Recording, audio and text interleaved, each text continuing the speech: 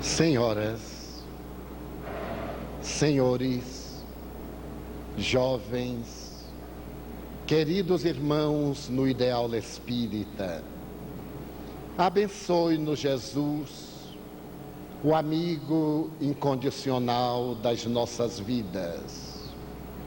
Afinal, o terceiro milênio chegou. As profecias de tragédia, de destruição do orbe terrestre, obviamente não se consumaram. Adentramo-nos pelo século XXI, carregando o valioso tesouro das conquistas da ciência e da tecnologia, que alargaram os horizontes do cosmo, ensejando-nos uma visão global do universo. Graças ao telescópio Hubble, temos a oportunidade de ver o nascimento de galáxias e o desaparecimento de outras, absorvidas pelos buracos negros. Concomitantemente, a ciência aliada à tecnologia penetrou as micropartículas e demonstrou que a realidade da vida é a energia. As ciências médicas alargaram a longevidade do ser humano na face do planeta. As microcirurgias, a intervenção de natureza cirúrgica através dos computadores e outras admiráveis conquistas da ciência ensejam-nos uma visão otimista do planeta terrestre, rico de comodidade para alguns, desenhando possibilidades de ventura para uma larga fatia da sociedade. A engenharia, a agricultura lograram transformar pântanos em jardins, desertos em pomares, e o homem moderno, deslumbrado com essa contribuição, avança estoicamente na direção do futuro, com a alma irisada de perspectivas felizes e assinalada de grandes dores. Porque o século XX legou-nos também as enfermidades degenerativas que não conseguiram ser debeladas pela ciência médica. Ensejou-nos a violência, a agressividade urbana, o despautério do próprio ser. E ao lado de todos esses fatores negativos, o transtorno da afetividade, conhecido como depressão. Estabeleceu-se que o século XX poderia ter sido denominado século da depressão. No entanto, as estatísticas desse primeiro semestre do terceiro milênio são ainda mais alarmantes, porque apresenta a criatura humana rica de tecnologia, com uma visão científica da realidade encantadora, e o coração pejado de angústias, a alma assinalada pelos graves transtornos da afetividade, desenhando perspectivas ainda mais truanescas. Sociólogos, teólogos, psicólogos, psiquiatras e outros estudiosos do comportamento humano têm procurado entender a razão por que este homem, rico de beleza, que pode decodificar os mais intrincados problemas do universo, ainda não é feliz. Os grandes tormentos interiores, a angústia que atira no calabouço do suicídio, fazem parte da nossa agenda, tornando-nos pessoas expectantes e amargas. Pretende-se dizer que os fatores psicossociais, socioeconômicos, são os grandes responsáveis pela maior incidência da depressão, quais o estresse e os demais eventos de vida. No entanto, na historiografia da medicina, se fizermos uma análise do transtorno depressivo e remontarmos às civilizações mais recuadas, iremos constatar que até onde possamos procurar o ser humano, ele apresentou a síndrome da melancolia. Na análise dos livros chamados sagrados da Índia, podemos ver no Bhagavad Gita, no diálogo de Krishna com Arjuna, a proposta para que o jovem tivesse valor de lutar contra aqueles familiares gurus que constituem os vícios, utilizando-se das virtudes que são os príncipes Pandavas. Ele deveria enfrentar a luta pela superação das paixões. E quando pergunta a Krishna onde seria essa batalha, o grande avatar responde que no campo da consciência. E o jovem foi tomado de uma grave melancolia. Mais tarde iremos ver na Bíblia, no livro de Jó, capítulo 3, versículos 20 a 22, a personagem histórica gritando: Deus meu, mata-me por definitivo, já que esta morte que não me destrói, torna-me cada vez mais infeliz. Se viajarmos pela cultura da Síria e da Babilônia, poderemos encontrar Nabucodonosor, rei da Síria, vitimado pelos transtornos de comportamento, em lamentável estágio de zoantropia, vitimado pelo tormento da esquizofrenia. Se nos transferirmos para a Grécia, ouviremos Aristóteles dizer que a melancolia é um castigo que os deuses infligem aos homens, a fim de puni-los. Mas, no entanto, se refere a Aristóteles que Sócrates e Platão periodicamente entravam em melancolia, e nesses momentos eles sintonizavam com os deuses, de onde retiravam o agradável licor da filosofia.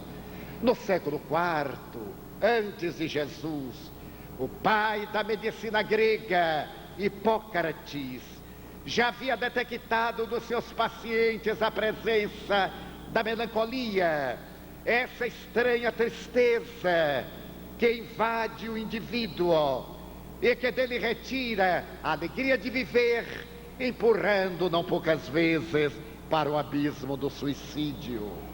200 anos depois, Galeno, também pai da medicina grega, fazendo uma análise das enfermidades humanas, estabelece que elas decorrem dos humores, da bilis negra, da bilis amarela, do sangue, da fleuma, e que a melancolia era resultado do excesso de bilis negra. Por isso mesmo Galeno recomendava as sangrias, as sanguessugas, os laxativos, os vomitórios, o que levava os pacientes à desidratação. E a melancolia continua através da história, sendo mais tarde identificada por volta do século II, depois de Jesus, com o nome de assívia ou de assévia, uma tristeza que invadia os cristãos primitivos, afastando dos seus deveres espirituais. As sangrias estavam acompanhadas das mensagens da superstição, da interveniência de entidades satânicas, demoníacas, que levavam aqueles indivíduos ao transtorno profundo e à falta de interesse para viver. A melancolia e as terapêuticas absurdas prosseguiram até por volta do Renascimento, quando se começa a acompanhar com Paracelso uma outra visão do binômio saúde e doença, médico e místico. Paracelso vê na melancolia um transtorno profundo e sugere que os pacientes de melancolia devem ser levados a lugares alegres, a uma convivência com pessoas comunicativas, ruidosas, para poder arrancar esse humor negativo com o que não concordam os modernos psicoterapeutas. Mais tarde, graças a Harvey, que descobriu a circulação do sangue, a melancolia passou a ser examinada sob um aspecto de natureza fisiológica. E mais tarde ainda, graças ao pai da psiquiatria americana, Benjamin Rask, que identificou os vasos sanguíneos do cérebro, é que se voltaram as mentes e a atenção para o problema do encéfalo, como sendo responsável pela melancolia e por outras enfermidades igualmente perturbadoras. A melancolia desenvolveu a sua tarefa durante mais de 4 milênios, até que por volta do século XVIII, na literatura inglesa, pela primeira vez aparece a palavra depressão para caracterizar esse estado de desinteresse pela vida, esse tormento interior que vergasta a criatura, que a aniquila e muitas vezes sem a possibilidade de retorno. Com o advento da psicanálise e a vasta contribuição de Sigmund Freud, a depressão mereceu do insigne mestre vienense carinhosas observações e estudos, particularmente na sua obra a respeito da melancolia e das perdas, quando Freud estabelece que existem fatores psicológicos que podem desencadear a depressão e coloca sob a epígrafe a perda um fator preponderante. A perda para Freud era a morte de uma pessoa querida, mas também, por extensão, a perda do emprego, a perda de um relacionamento, a perda de um objeto, a perda de uma amizade, fazendo que o indivíduo introjetasse angústia e ali criando na área da afetividade um transtorno de natureza depressiva. Devemos, no entanto, a Paul Mobius a classificação dos fatores que desencadeiam a melancolia, a depressão. Mobius, estudando a realidade da criatura humana, asseverava que há eventos de vida que levam à depressão e existem fatores endógenos.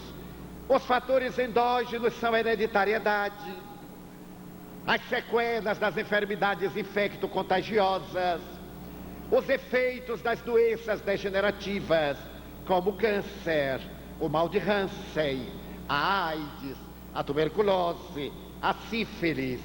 E entre aqueles eventos de vida, Mobius coloca os fatores psicossociais, socioeconômicos, de relacionamento interpessoal, de crenças religiosas, de atividades de natureza política e de cerimônias de ordem social. Foi, no entanto, no começo do século XX, que o admirável psiquiatra alemão, fazendo uma análise de profundidade do problema da depressão, estabeleceu que essa tristeza que nos invade e que nos aniquila pode permanecer apenas como sendo a melancolia, a depressão, que ele chamava unipolar. Mas, invariavelmente, depois de determinado período, esse transtorno pode levar o paciente a alucinações visuais, alucinações auditivas, alucinações imaginativas. Ele crê em acontecimentos que não tiveram ocorrência, passa a vivenciá-los, narra-os como se tivesse experimentado, porque ele está sob ação de distúrbios de natureza eletroquímica nas sinapses cerebrais. E apresentada a depressão unipolar, a tristeza, quando o indivíduo tem essas alucinações, ele faz um quadro de depressão bipolar, com uma gravidade extrema, porque tanto pode matar, como invariavelmente suicida-se. A imprensa internacional, há menos de um mês, apresentou uma tragédia no Texas, nos Estados Unidos, quando uma mãe pegou os 4 filhos e pôs-se a matá-los sistematicamente. Desde o maior, de quase 7 anos, que ela afogou na banheira, em estado de aparente tranquilidade, até o mais recém-nascido, já que ela havia feito um quadro de depressão pós-partum, e estando em tratamento terapêutico, não pôde evitar essa alucinação bipolar, matando os filhos sem nenhuma emoção, porque o indivíduo portador da depressão bipolar perde o contato com a realidade, a imaginação destrava-se e ele concebe, naquele estado de transtorno de comportamento, coisas absurdas. Após haver assassinado os filhos, ela própria telefonou à polícia, narrou a tragédia. Logo depois, telefonou ao marido e contou que havia praticado, sem apresentar na sensibilidade emocional qualquer estado de arrependimento ou de justificação. Emílio Kraepelin, esse notável psiquiatra alemão, estabeleceu que nesse quadro a pessoa começa a ter delírios, acredita-se missionário, envolve-se em conceitos absurdos de profetismo, o portador de uma força física que é capaz de deter um trem. Há menos de um mês, na cidade de Hamburgo, na Alemanha, contactei com um jovem que estava saindo de uma crise de depressão bipolar e que estava tetraplégico, porque na sua alucinação ele sentiu que podia deter uma locomotiva. E quando um trem partiu da estação e foi adquirindo velocidade, ele saltou entre os trilhos para fazer que o trem se detivesse. Foi atirado a uma longa distância e está agora tetraplégico, movendo apenas as pálpebras e com muita dificuldade a boca. Essa terrível depressão é responsável por casos patológicos muito graves. Quantas calúnias o depressivo bipolar coloca como realidade. Quantas vezes ele diz que cometeu um crime, estando na fase da alucinação bipolar. E a depressão continua ceifando vidas. A depressão infantil, a depressão juvenil, a depressão pré-partum, a depressão pós-partum, a depressão senil e as várias manifestações de transtorno psicótico obsessivo compulsivo, em que o indivíduo, naquele estado de alienação, experimenta conflitos verdadeiramente pungentes, odores pútridos, que o levam a utilizar-se de aromas e perfumes quase insuportáveis, ou desleixo, ou a necessidade da asepsia, tomar 20 banhos, demorar 2 horas num banho, depois lavar-se com álcool, trocar a roupa por outra asepsiada, não tocar nada. Nos clássicos dos transtornos obsessivos compulsivos ficou célebre Howard Hughes, o grande diretor cinematográfico americano, que construiu o avião para transporte de tropas militares maior do mundo. Ele fez um quadro de obsessão compulsiva. Saiu dos Estados Unidos, foi morar em Manágua, a capital da Nicarágua. Alugou todo um piso superior, asepsiado, e vivia dentro de uma bolha especialmente criada para ele, a fim de evitar qualquer contágio.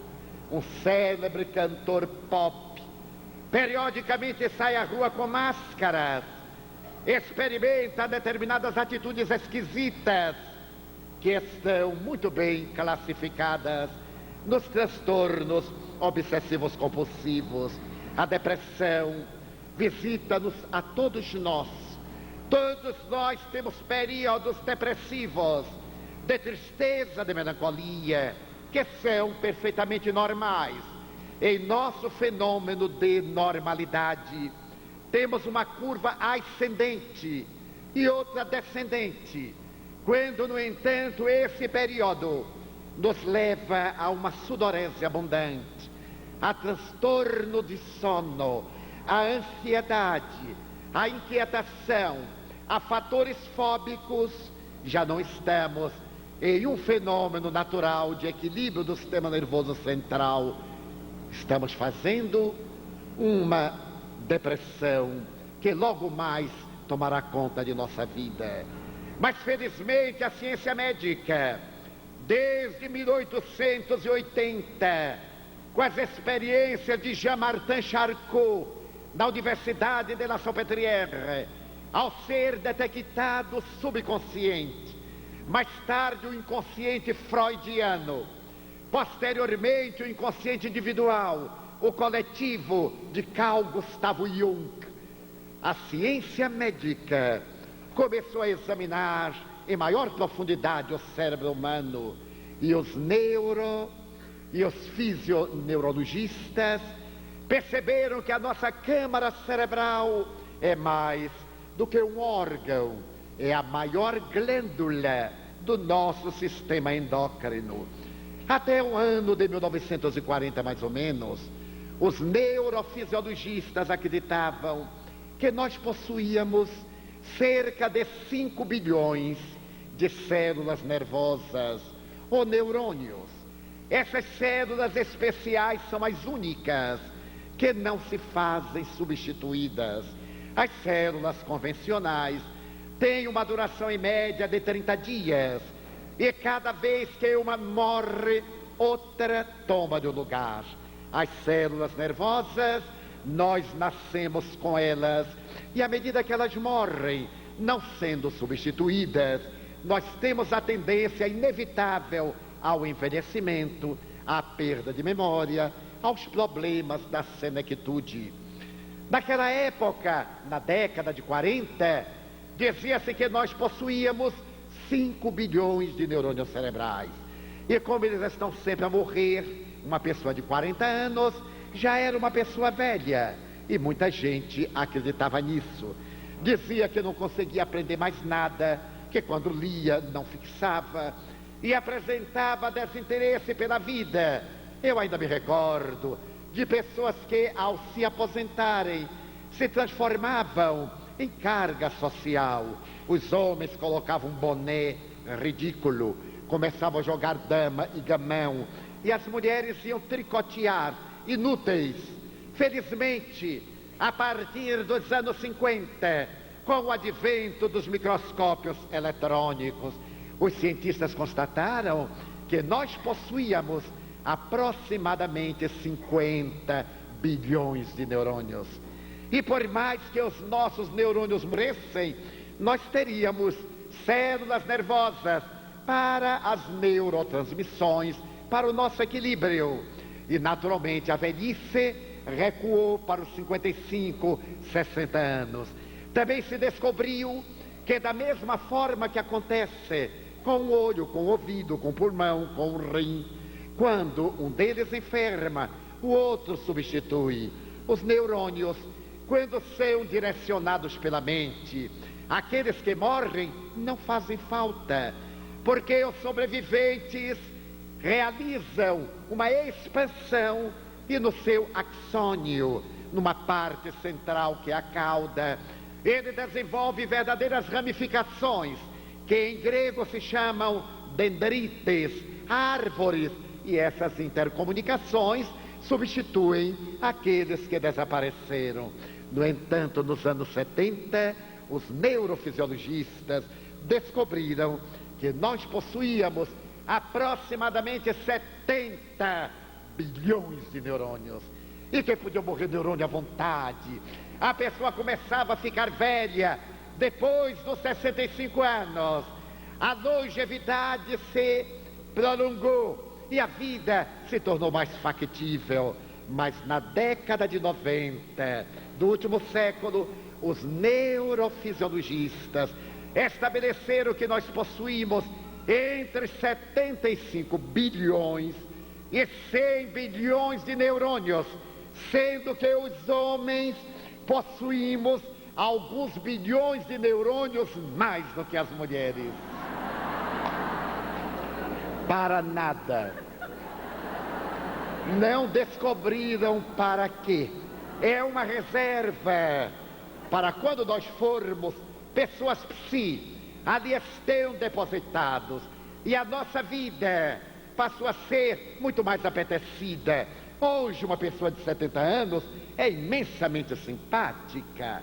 Eu tenho razões para dizer, quando nós olhamos essas coisinhas de 18 anos, de 40, eu olho uma pessoa de 40 anos e digo, meu Deus, pobrezinho do bebê, tem 40 anos. Pode haver nada mais extraordinário do que uma mulher madura, 60 anos, 65, maravilhosa, no seu esplendor. Que Deus me perdoe. Então, é que nós aprendemos a viver, e se estabeleceu que a velhice não é biológica. Velho é aquele que velho se considera. Quando nós começamos a dizer, eu já não aprendo mais, realmente é uma preguiça mental. A pessoa não quer aprender. Eu tenho hoje memória melhor do que quando contava 40 anos, porque aos 40 anos eu tinha preocupações, tinha ansiedades, estava desenhando o meu futuro. Agora eu estou desenhando a próxima reencarnação. Então a memória está lúcida. E me lembro que no ano de 1990, ao terminar uma conferência na Universidade Lyon 2, em Lyon, na França, sob a presidência do professor François de Laplantine, que escreveu uma obra notável sobre Allan Kardec, a pedido do Banco Lyonnais, eu havia falado sobre reencarnação, demonstrando cientificamente a reencarnação, e quando terminei, acercou-se-me uma senhora, dessas senhoras maravilhosas, octogenárias, de olhar brilhante. Ela se aproximou e me disse, Monsieur Franco, eu quero lhe dizer que a sua tese de reencarnação fascinou-me. Eu mesma estou estudando universidade para a terceira idade e estou fazendo antropologia. São 7 anos, já fiz 3 anos e só me faltam 4. Eu olhei para ela e calculei a idade. Esse mau hábito que a gente tem de entrar na vida alheia. Calculei a idade dela e perguntei, então ainda lhe faltam 4 anos, sim senhor. E quando a senhora terminar, a senhora pretende exercer antropologia? Mas é claro, eu quero ser profissional. Então eu lhe perguntei se por acaso, num acaso absurdo, se de uma forma extemporânea, vamos imaginar uma coisa inesperada, se a senhora morrer. Ela disse, não há problema, porque na outra reencarnação eu já venho antropóloga. Era o exemplo máximo da pessoa que não estava envelhecendo, que se encontrava perfeitamente lúcida. Isto porque a moderna neurofisiologia vem percebendo que não é o cérebro que faz a mente. Não são os neurônios cerebrais que produzem a consciência. A mente, a consciência, o self de Jung, o eu profundo, são extracorpóreos. São eles que administram os nossos neurônios cerebrais e que nós temos a idade que nos apetece.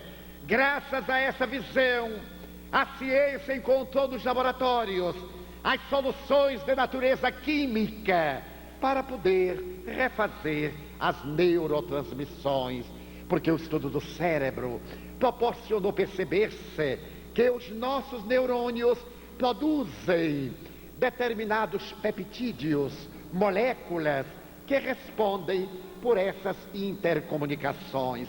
Esses peptídeos são abundantes em nosso aparelho digestivo, mas também no cérebro, onde são chamados neuropeptídeos.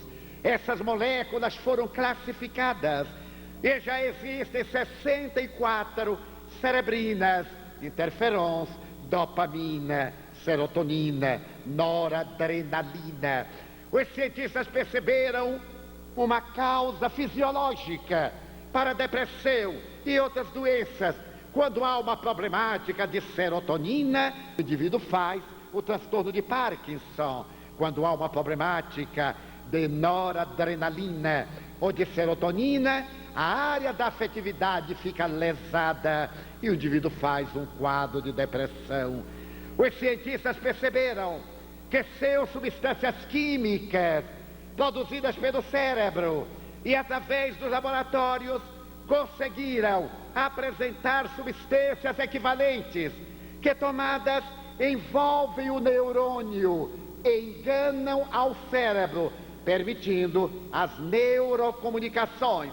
O Prozac, por exemplo, o lítio e toda uma série de substâncias que preenchem a carência produzida pelo nosso cérebro. E graças a isso, a terapêutica psiquiátrica veio oferecendo aos que têm transtorno de afetividade possibilidades dantes, inimagináveis de recuperação. Se o paciente submete-se à terapêutica psiquiátrica cuidadosa, ele lentamente vai restabelecendo as neurotransmissões e logo mais volta à normalidade. Mas existe uma cruel depressão chamada sazonal, aquela que se repete periódica, sistematicamente, desencadeada por determinados eventos de vida. O Natal, o Ano Novo, a data de um aniversário, a evocação de uma cena qualquer, produzindo no indivíduo todo o recrudescer desse transtorno profundo, para a qual também existe uma terapia perfeitamente especializada. E hoje os depressivos podem ter uma vida relativamente normal. As estatísticas americanas dizem que em cada 10 cidadãos, 6 são depressivos. E que os outros 4 não deem muitas gargalhadas, não. Eles vão chegar lá. É questão de tempo. Nós viajemos, portanto, sob o estigma de um transtorno de comportamento. Verifiquemos o progresso da ciência. No entanto, há portadores de depressão que não se recuperam.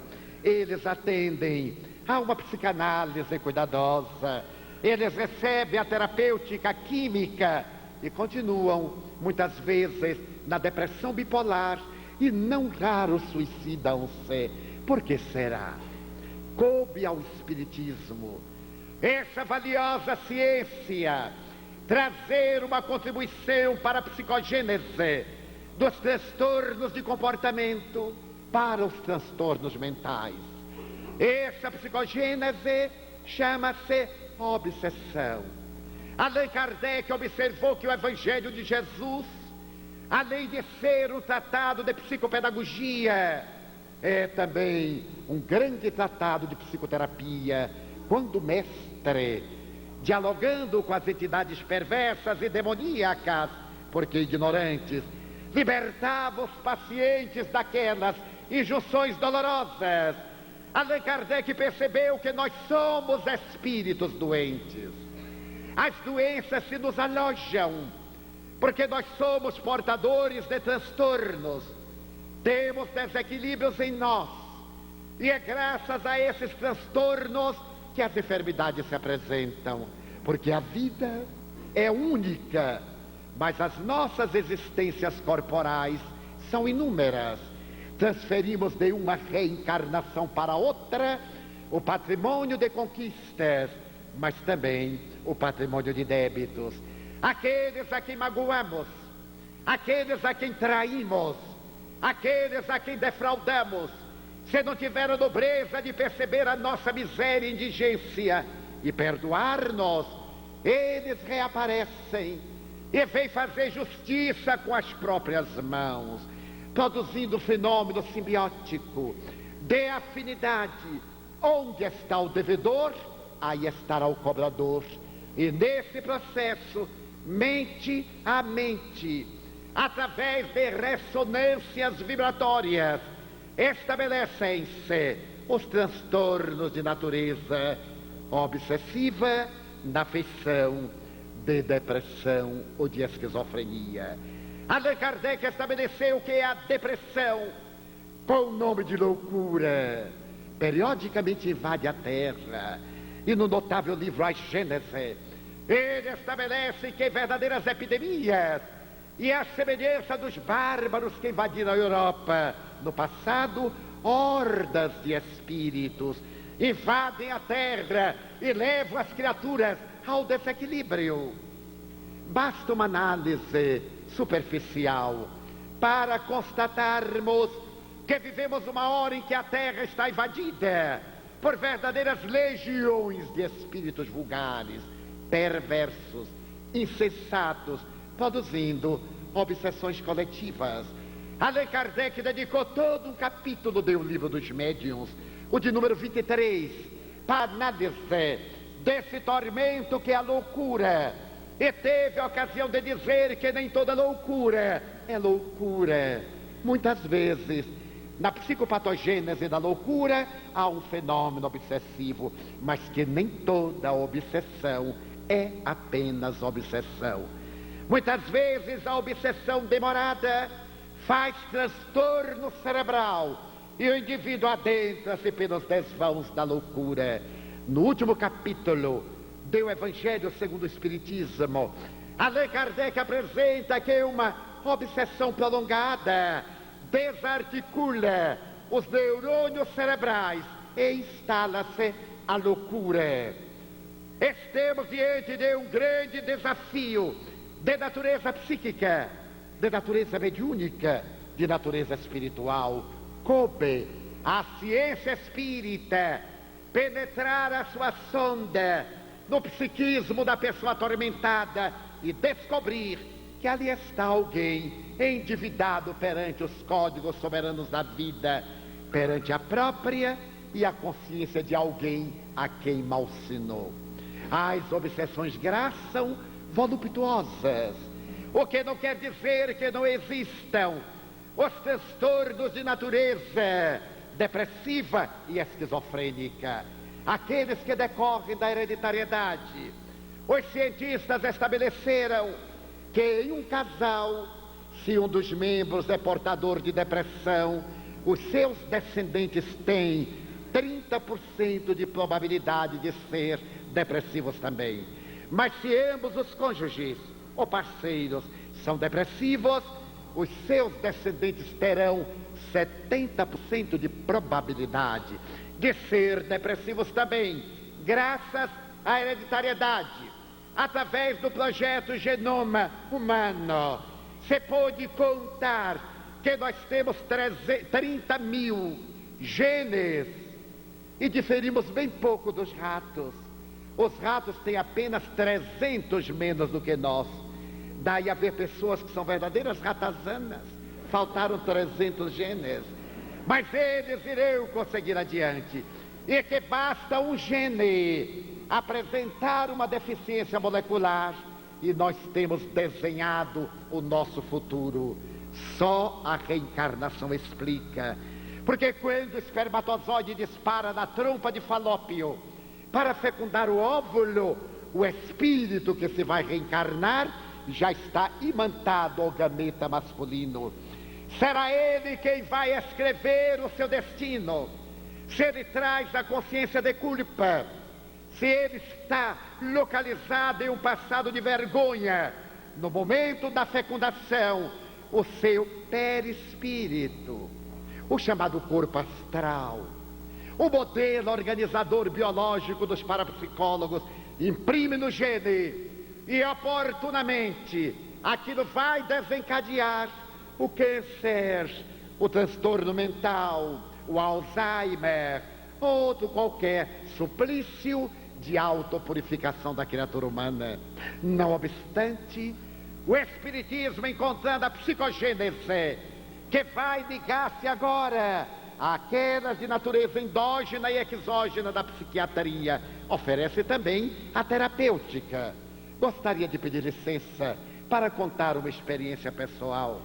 Na Mansão do Caminho, que é um laboratório, por lá já passaram mais de 30 mil crianças que hoje são adultos. Em nossos lares substitutos passaram 876 crianças que nós educamos, hoje são adultos. Já nos deram mais de 300 netos e 16 bisnetos. Palavra pesada, mas já nos deram. Nós temos ali um laboratório de vidas. No mês de maio de 1978, eu me preparava para uma viagem internacional. E quando estava concluindo a mala, a altas horas, devendo viajar muito cedo na manhã seguinte, um dos meus filhos adotivos aproximou-se e me disse: tio, eu preciso de ajuda. O senhor imagine que eu tive uma noite péssima. Tive um pesadelo. Eu tive a sensação de que um monstro me perseguia, ameaçava esganar-me. Eu corria e aquele ser detestável corria atrás de mim para alcançar-me. E quando estava no momento de me encontrar, eu desmaiei e acordei banhado de suor. Tive um dia péssimo e estou com medo de dormir. Eu pedi que ele esperasse um pouco e logo após terminar a tarefa, tomei de o Evangelho segundo o Espiritismo, pedi-lhe para que abrisse e lhe apliquei a bioenergia, o passe, essa transmissão de energia viva. No momento em que ele aplicava a bioenergia, eu detectei que no seu psiquismo, no campo da aura, estava uma presença malévola. E percebi que se tratava de um espírito cruel, porque ele me disse: eu vou matá-lo. Ele me matou e agora é a oportunidade da minha vingança.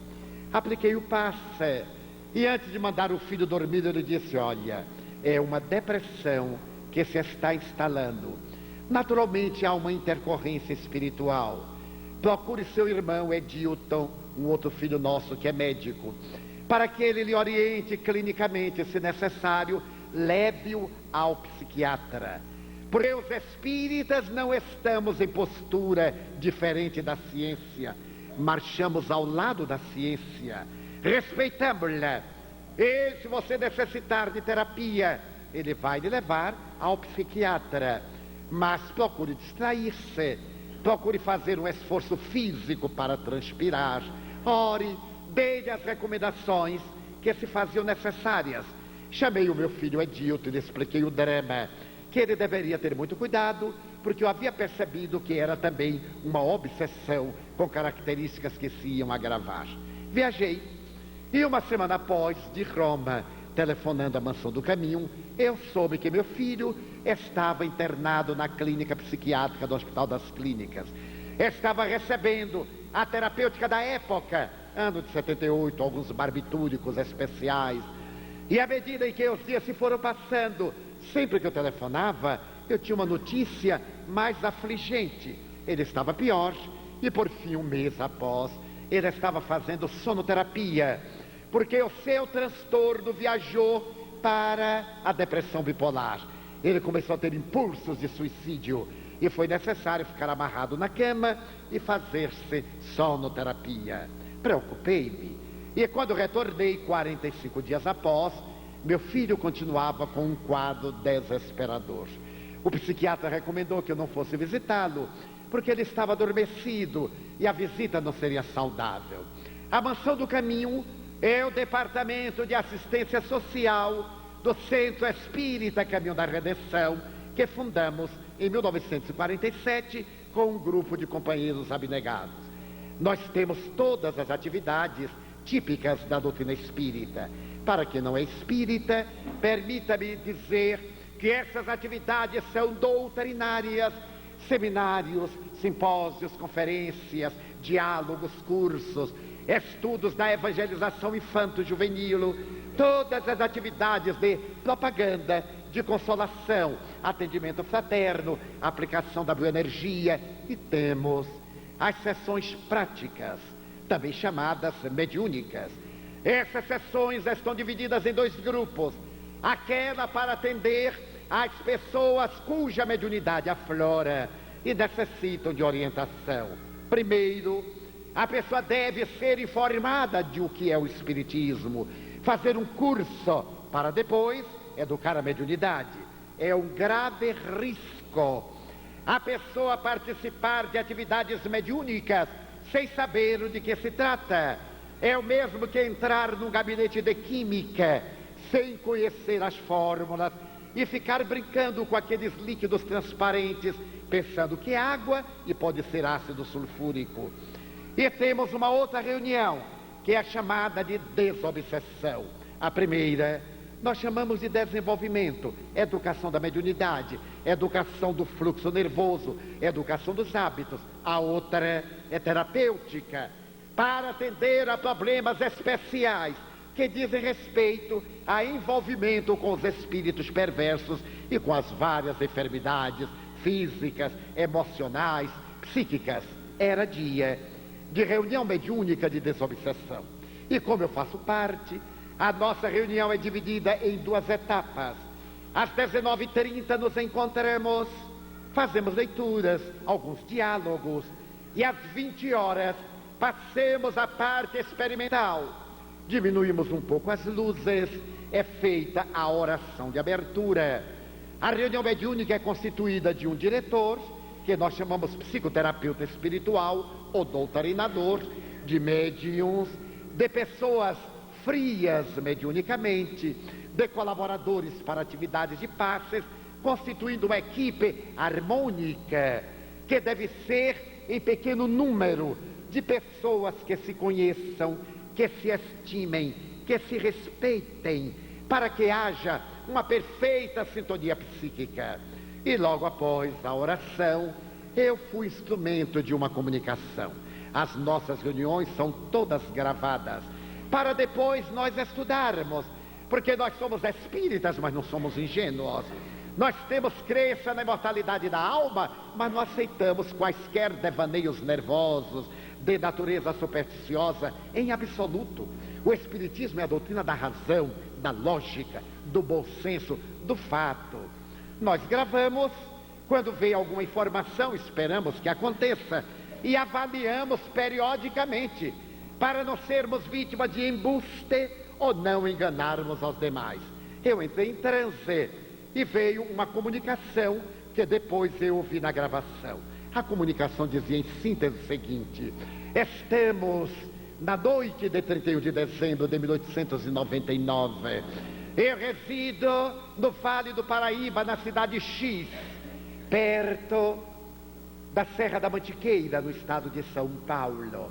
Eu sou homem proprietário de uma vasta gleba de terras.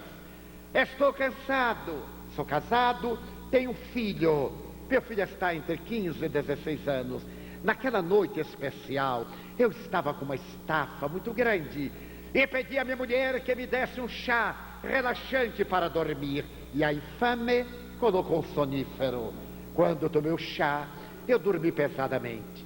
E depois acordei estertorado, agônico, e ao abrir os olhos, eu vi meu filho sobre mim, com os joelhos prendendo meus braços, um travesseiro de plumas sobre minha boca e nariz, e a minha mulher me segurava as pernas e ambos gritavam: morre, miserável. Tu deves morrer. És sovina. Nós iremos ver nos livros de ti. Não haverá vestígio, não vão ficar marcas. Morre. Eu lutei bravamente. Mas o meu filho jovem, aquele travesseiro, eu entrei numa agonia, numa dispneia, numa falta de ar, e perdi a consciência. Em determinados momentos eu tinha uma sensação de queda, em uma escuridão como nunca deve ter havido antes. Não sei quanto tempo se passou.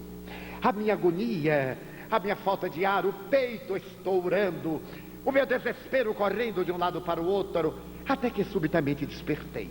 Despertei na minha propriedade, mas já não era a minha propriedade. Havia pessoas, eu tentei comunicar-me, ninguém me atendeu. Eu percebi outras sombras como eu, e aqueles seres estranhos disseram: tu és um louco, tu já morreste. Eu não sabia o que era a morte. Para mim a vida era o dinheiro, era a religião que ia me dar o reino dos céus e nada mais. Quando eles disseram que eu estava morto, e quando elucidaram que eu havia sido assassinado pela minha mulher e pelo meu filho, eu lembrei-me da cena e o ódio tomou conta de mim, fazendo espumar de ira. E eles disseram: é tarde demais, já se passou um largo período, e os miseráveis venderam a tua propriedade, expoliaram tudo que tu tinhas, e agora vivem na capital da república, a regalia, vinga-te. Mas como? Eu não entendia nada, eu não sei o que me aconteceu, eu saí desvairado, e o tempo para mim perdeu significado. Mais ou menos nos anos 50, eu me senti atraído por uma jovem de 20 anos, mas atraído pela repulsa. Era uma jovem que eu detestei. Ela era portadora de uma estranha peculiaridade, como se fosse um imã e eu fosse uma limalha de ferro. Aonde ela ia, eu me sentia atraído, como se fossem os cabelos da Medusa. Eu a odiava e sentia por ela náusea, mas não sabia por quê. Fiquei tão imantado que passei a acompanhá-la aos momentos íntimos, ao banheiro, ao repouso. E certo dia, quando ela se deitou e adormeceu e saiu do corpo, eu descobri que era minha mulher. Era minha mulher agora, metamorfoseada. Eu não sabia porque ela estava daquela forma. Eu avancei para estrangulá-la. Ela me reconheceu e voltou correndo ao corpo. Eu percebi que poderia me vingar. E aqueles companheiros disseram: ela está reencarnada. Os miseráveis também voltam. Eles têm que pagar. Mata! Tu deves vingar-te. Eu fiquei à espreita, e a partir dali não a deixei mais dormir.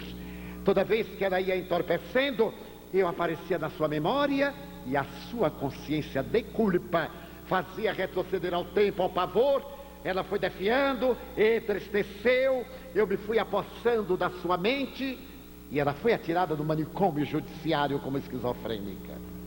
Ali então, depois de vários anos, um outro psicopata violentou-a. Ela concebeu. O miserável do filho foi jogado fora, não sei o que aconteceu.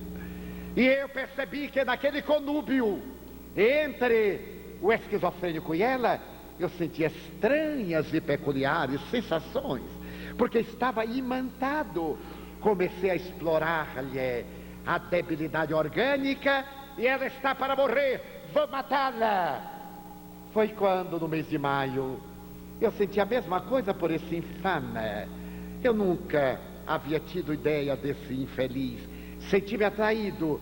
Como eu já conhecia a história, dei-me conta que deveria ser o meu filho.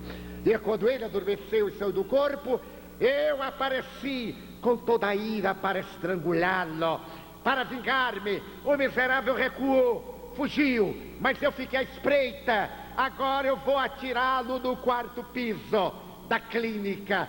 Vou matá-los. Seria essa a história.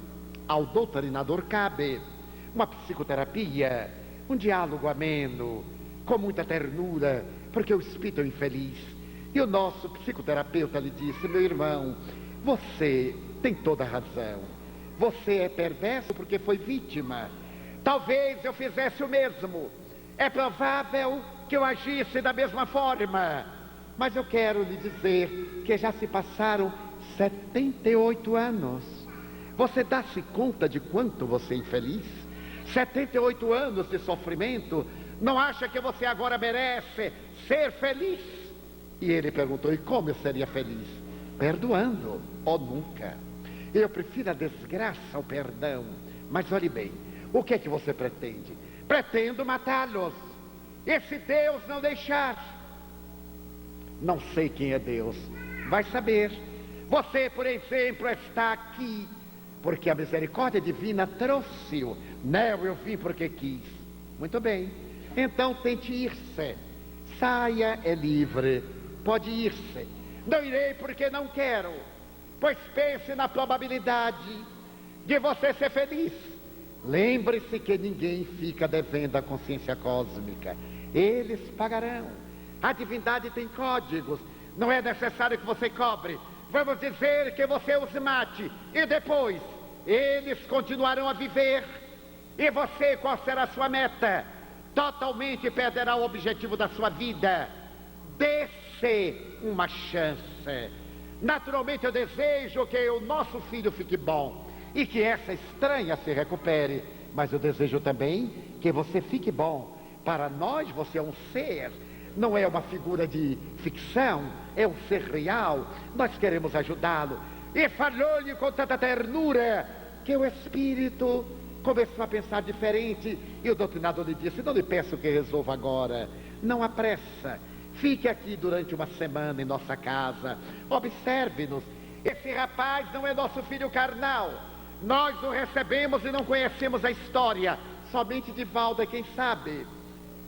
Medite conosco, veja quanto é bom ser bom. Em nossa casa, nós estamos realizando uma experiência muito curiosa. Aqui não se dá negativa. Seja qual for o problema, nós temos meios para ajudar. O espírito chasquinou. Então vocês aqui nunca negam nada? Nunca. E quando vocês não têm? Claro que nós sempre temos. Sempre temos uma boa palavra, sempre temos uma oração, sempre temos a solidariedade. É que nós temos o hábito de negar por comodidade ou por egoísmo. Aqui é proibido dar a negativa. Ele disse, muito bem, então eu ficarei. Mas eu continuarei indo ao manicômio e continuarei indo à clínica. Quando eu terminei de ouvir a gravação, fiquei realmente estupidificado.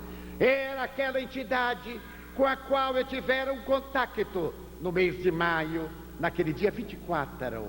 Muito bem, na próxima semana ele voltou e disse, vocês me convenceram. Eu me dou conta que tenho o direito de ser feliz. Eu me vou afastar e que a divindade cobre. Espero que Deus me vingue. Quanta gente que diz isso. Deus vingar as nossas paixões. Eu me irei, mas um dia eu volto. Perdoar eu não consigo, um dia eu volto. Foi, e quando nós ouvimos a gravação final, ficamos na expectativa. No dia seguinte, às 7 da manhã, o serviço social da clínica psiquiátrica chamou-nos para ir ao hospital. Meu filho, apesar de sonoterapia, despertara às 5 da manhã e estava agitado. Queria ir embora, estava lúcido, recuperar a razão, desejava voltar para casa, chamava-me, não se lembrava que eu estivera viajando. Mais ou menos às 9 da manhã eu fui ao hospital, visitei-o, e ele disse, tio, o que é que eu estou fazendo aqui? Eu disse, você estava doente, meu filho, você teve um problema muito grave, estava internado para terapia, mas eu já estou bom, tio. Sim, mas agora para sair é necessário aguardar que o psiquiatra lhe dê a conveniente alta. Ele disse, mas me leve imediatamente. Aqui eu não ficarei. Eu digo, não é assim. Há uma praxis. Vamos aguardar o psiquiatra. Quando o psiquiatra chegou às 11 horas, eu me apresentei, disse que era o pai adotivo do jovem e que estava ali para pedir que ele desse alta ao meu rapaz. O psiquiatra estava escrevendo, um homem de muita cultura. Naquele tempo era catedrático de psiquiatria, com uma postura muito nobre. Ele continuou escrevendo. Eu disse, desejo que o senhor libere o meu filho, porque ele já está curado. O psiquiatra levantou a vista, retirou o óculos e me perguntou, o senhor é médico? Eu disse, não senhor, eu sou médium. E eu disse, agora quem fica sou eu. Meu filho vai e eu fico. Ele perguntou-me, o senhor é o quê? Eu disse: médium. E o que é médium? Bem, eu vejo os espíritos, eu ouço, eu entro em contato com eles. E como meu filho estava com uma depressão obsessiva, ele já ficou bom. Mas ele olhou meu nome: não é possível, Sr. Franco. O senhor acredita nisso? Eu digo: não apenas acredito, eu sei que é. Quem acredita muda. Quem acredita hoje deixa de acreditar amanhã. Quem sabe não tem jeito. Quem sabe ler, olha uma placa e diz: não vou ler, já leu. Não tem jeito. Agora quem crê, não. Quem crê é frívolo. Crê agora, descrê amanhã, passa para ali, para colar. Eu sou uma pessoa ciente e consciente dessa realidade. Ah, quer dizer que seu filho já está bom? Eu digo: sim, senhor, eu venho pedir a alta. Mas, seu Franco, não existem espíritos. Eu disse alto lá. Eu respeito o psiquiatra, mas essa opinião para mim não tem o menor valor. Eu sou psiquiatra há 32 anos e eu sou espírita há 34. Eu levo 2 anos à frente do senhor. Naquela época, em 78, eu estudo a doutrina espírita e o doutor jamais leu uma obra espírita. Se leu alguma coisa, foi contra o espiritismo. Não tem autoridade. O senhor me pode dizer que não acredita e eu respeito. O senhor já imaginou se eu falasse que não existe esquizofrenia? O senhor diria que eu era um estúpido. Eu não direi isso. Mas também eu leio algo de psiquiatria, todo mundo lê. Agora, sobre o espiritismo, o senhor me desculpe, eu conheço. Psiquiatria, o senhor conhece. Meu filho estava com um diagnóstico dado pelo senhor que eu respeito, mas eu tenho outro diagnóstico. Ele disse: está bom, então eu quero que o senhor dê a alta. Eu não darei. Eu digo: então o senhor me constrange a impetrar o mandato de segurança, porque ele é de menor, está sob a minha guarda e proteção. Eu trarei aqui psiquiatras para analisarem que ele está curado. Mas, seu Franco, ele tem uma depressão bipolar, ele vai suicidar-se. Não vai, doutor. Dentro de 10 dias, se ele sair daqui, ele já se terá suicidado. Eu digo: pois eu virei com ele trazer ao doutor, oportunamente, o seu convite de formatura, quando ele terminar a universidade. Pois se ele não se suicidar dentro de 10 dias, eu rasgo o meu diploma, coloco no prato e como. Eu depois: o senhor pode botar um pouquinho de alfafa para mudar o paladar, porque ele não vai suicidar-se. Ele então rabiscou e disse: o senhor é responsável. Eu disse: sim, senhor, responderei perante a justiça. Se ele suicidar-se, eu sou coautor, corresponsável. Levei o meu filho, entreguei ao médico clínico outro filho, convidei um psiquiatra para o acompanhar, e ele não voltou a ter qualquer episódio. Foi se refazendo, depois de mais de 40 dias internado, foi se refazendo, e um mês, um pouco mais, um pouco menos, o porteiro me chama e me diz pelo interfone: tio Divaldo, aqui tem uma mulher que quer falar com o senhor. Eu sei que não é a hora de atendimento, mas o caso dela me confrange. Ela está tão debilitada, está meio desvairando. Será que o senhor poderia recebê-la? Eu a mandei entrar, e quando a senhora chegou aqui, eu olhei, era o rosto do meu filho. Eu logo identifiquei, apesar de estar muito vergastada. Eu lhe perguntei o que desejava, ela me disse: ah, seu Divaldo, eu era maluca. Eu fiquei no hospital 26 anos, doida, varrida. E aí eu fiquei boa. Um dia eu acordei boa e fiquei lá no pátio, até que alguém notou que eu estava boa. Aí o enfermeira disse: você está parecendo que está boa. Eu disse: estou boa. Então falar com o médico. O médico disse: olha, você está boa. Estou boa, então vai embora. Aí eu fui embora. Quando eu estava para sair, uma enfermeira disse: procure seu filho. Você teve um filho aqui há 15, 16, 17 anos e foi internado num lar de crianças da cidade. Era um rapaz, procure-o. Ele tem a obrigação de tomar conta de você. Quer dizer, obrigação relativa. Então, seu Divaldo, eu já procurei na casa do tio Juca. Não tem. E a outra casa é aqui. Eu queria saber se meu filho está aqui. Eu perguntei: como é o nome dele? Ai, seu Divaldo, eu não sei se tem nome. Eu estou dizendo que eu estava doida, varrida no hospital. Minha filha, e como é que eu vou identificar? Eu não sei. Quantos anos teria seu filho? Entre 15 e 18 anos. Pois bem, já está na hora do almoço. Vem almoçar conosco. Não, senhor, uma pessoa muito humilde. Eu digo: olha, aqui, quem entrar, come. Porque no Nordeste já tem fome demais. Entrou aqui, tem que comer pelo menos, sai aliviado. você vai almoçar conosco, depois você descansa, só às 17 horas. Naquele tempo nós não tínhamos o primeiro grau completo, só tínhamos até a quinta série, o ginásio eles faziam fora, agora fazem lá mesmo. Eles estão estudando, quando eles voltarem eu vou reunir, você me diz quem é seu filho. Será que eu acerto? Eu digo, acerta, porque mãe é uma coisa à parte. Não foi Deus quem fez as mães, foram as mães que impuseram a Deus os seus direitos, e então as mães são de vez. Ela riu, almoçou conosco, colocamos em nosso centro médico para descansar, e às 17 horas eu chamei todos os nossos filhos entre 15 e 19 anos, eram 19. Eu fiz um semicírculo, trouxe-a e disse, aqui estão os meus rapazes, agora me diga qual é o seu filho. Ela olhou para o da ponta, mas Edivaldo, como é que eu vou saber? Eu digo, vai saber. E meu filho, o que estivera doente, cravou os olhos nela o tempo todo. Ela foi olhando o primeiro, o outro, bem lentamente. Seu Edivaldo, eu digo, vá adiante, vamos lá. Até que ela parou no meu filho, que era o último, o ex-paciente. Os dois ficaram hipnotizados. Meu filho então veio, pálido, trêmulo, e chegou do meu lado direito, ela estava à esquerda, e ele disse, tio, quem é esta mulher? Não sei, meu filho. Tio, eu conheço esta mulher. Ela estava nos meus pesadelos. Ela dizia, mata o miserável, mata. Quem é ela? Eu digo, não sei, meu filho. Ela está aqui procurando um filho. Ele deu a volta, chegou de frente dela e pronunciou quase pateticamente uma palavra que nunca havia dito. Mamãe. Abraçou-a. Os dois caíram em pranto, e eu também, que não deixo ninguém chorar a sós, eu sou um excelente companheiro. Ficamos chorando.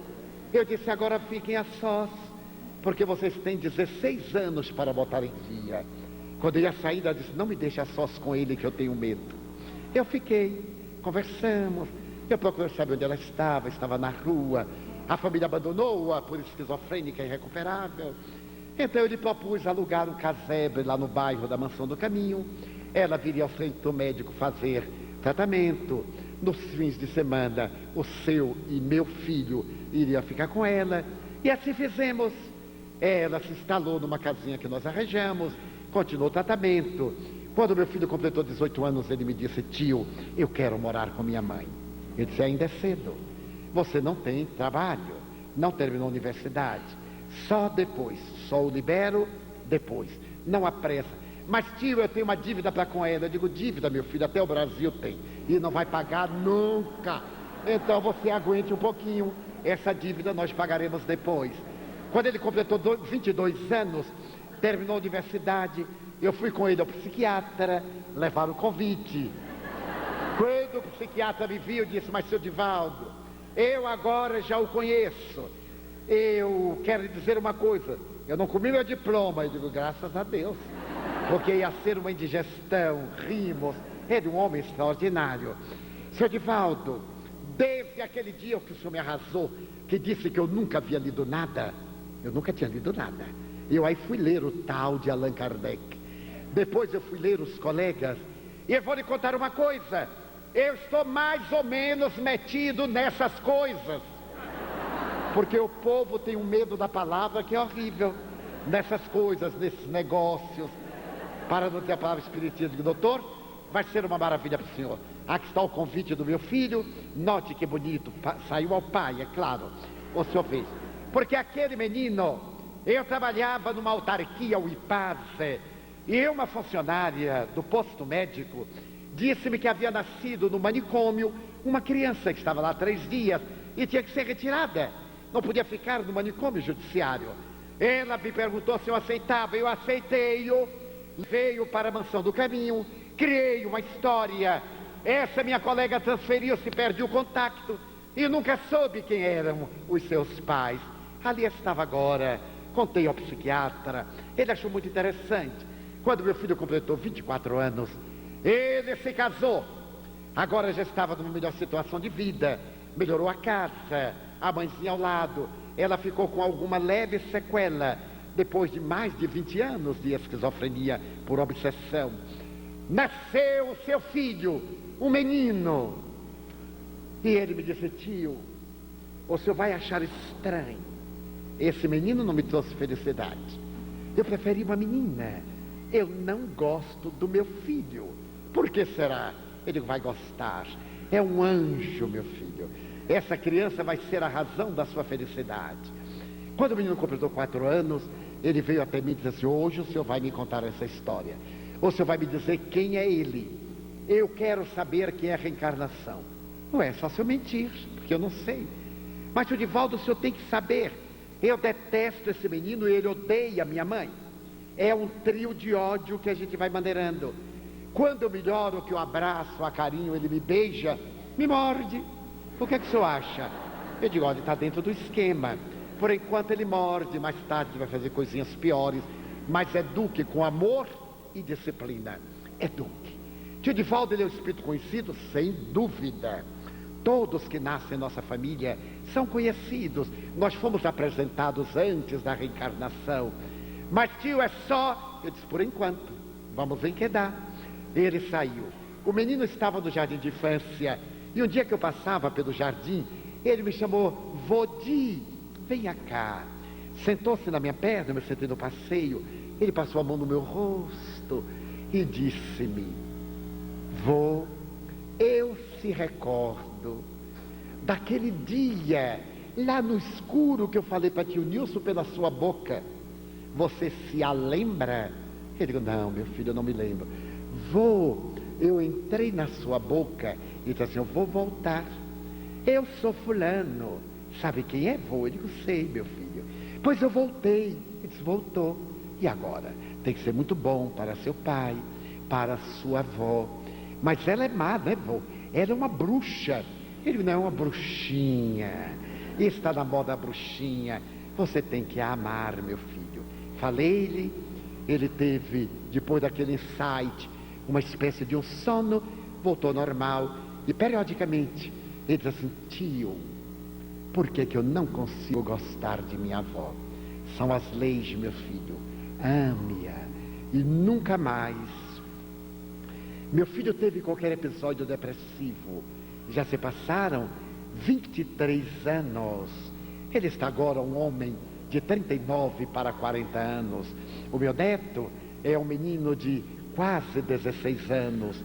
Já está com uma visão diferente. Doutrinamo-lo através da evangelização infanto-juvenil. Participou da nossa juventude. Agora está no grupo intermediário e não apresenta mais as síndromes do ódio, da perturbação. Porque a doutrina espírita é o maior tratado de psicoterapia de que a humanidade tem notícia. Ela irá contribuir largamente para os transtornos depressivos e de outra gênese, através da lucidez da criatura, do despertar para a prece, para os atos de caridade, as boas leituras, para que o indivíduo se esforce. É possível sarar a depressão, libertar-se da obsessão, é claro, pela renovação da criatura humana. Vivemos essa herança e não deveremos negá-la à posteridade. Os espíritos informam que este século será o século da beleza, da religião, será o século da arte. Nós estamos muito bem aquinhoados de ciência e de tecnologia. Iremos aplicar quando a Terra estará se transformando de mundo de provas e expiações em mundo de regeneração. Desenha-se uma madrugada de luzes. É necessário que nós viajemos para dentro e procuremos lapidar as nossas arestas. Mudemos de atitude perante a vida, superemos o pessimismo, coloquemos sol, beleza, amor. Nós já tentamos a guerra, quantas vezes? O ódio, a traição. Este é o momento de tentar a terapia do amor. Demos-nos então as mãos. E apesar da violência urbana, apesar da indignidade social e governamental no mundo, apesar dos disparates, digamos: meu Deus, eu não irei engrossar as fileiras dos que blasfemam. Eu quero dizer-te que eu amo a vida, que para mim é bela e é consentida. Muito obrigado, Senhor, pelo que me deste e pelo que me dás. Muito obrigado pelo ar, pelo pão, pela paz. Muito obrigado pela beleza que os meus olhos veem no altar da natureza. Olhos que fitam o céu, a terra e o mar, que acompanham a ave ligeira que corre fagueira pelo céu de anil e se detém na terra verde, salpicada de flores em tonalidades mil.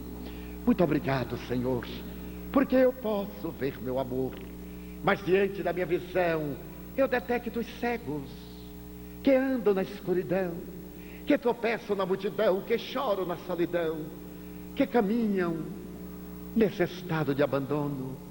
Por eles eu oro e a ti eu imploro comiseração, porque eu sei que depois desta lida, na outra vida eles também enxergarão.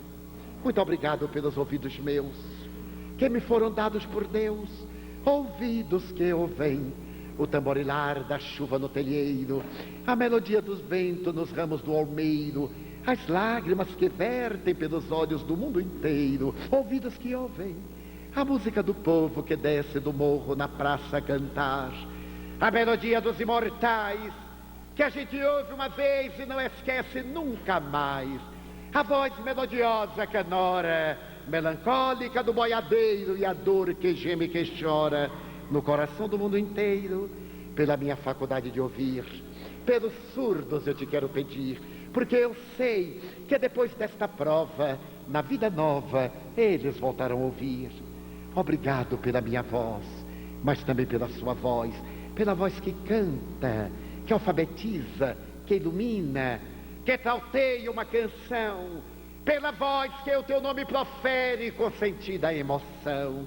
Diante da minha melodia, eu quero rogar pelos que sofrem de afasia, os que não cantam de noite, os que não falam de dia. Oro por eles, porque eu sei que depois desta dor, no teu reino de amor, eles cantarão. Obrigado pelas minhas mãos, mas também pelas mãos que aram, que semeiam, que agasalham, mãos dos adeuses, mãos de ternura que libertam da amargura, mãos de caridade, de solidariedade, mãos que apertam mãos, mãos de poesias, de sinfonias, de cirurgias, de psicografias, pelas mãos que atendem a velhice, a dor, o desamor, pelas mãos que no seio embalam o corpo de um filho alheio, sem receio, e pelos pés que me levam a andar sem reclamar. Muito obrigado, Senhor, porque eu posso bailar diante do meu corpo perfeito. Eu te quero louvar, porque eu vejo na terra aleijados, infelizes, marcados, amputados, deformados, desesperados, que não podem caminhar. Eu oro por eles. Eu sei que depois desta expiação, na outra reencarnação, eles também caminharão. Obrigado por fim pelo meu lar. É tão maravilhoso ter um lar. Não é importante se este lar é uma mansão, se é uma favela, se é um ninho, um grabato de dor, um bangalô, uma casa no caminho, seja lá o que for, mas que dentro dele exista a figura do amor de mãe, ou de pai, de mulher, ou de marido, de filho, ou de irmão, a presença de um amigo, alguém que nos dê a mão, porque é muito doloroso viver na solidão. Mas se eu a ninguém tiver para me amar, nem um teto para me agasalhar, ou uma cama para me deitar, nem aí reclamarei. Pelo contrário, eu te direi: obrigado, Senhor, porque eu nasci. Muito obrigado, porque creio em ti, pelo teu amor. Obrigado, Senhor, pela sua atenção. Muito obrigado, senhores.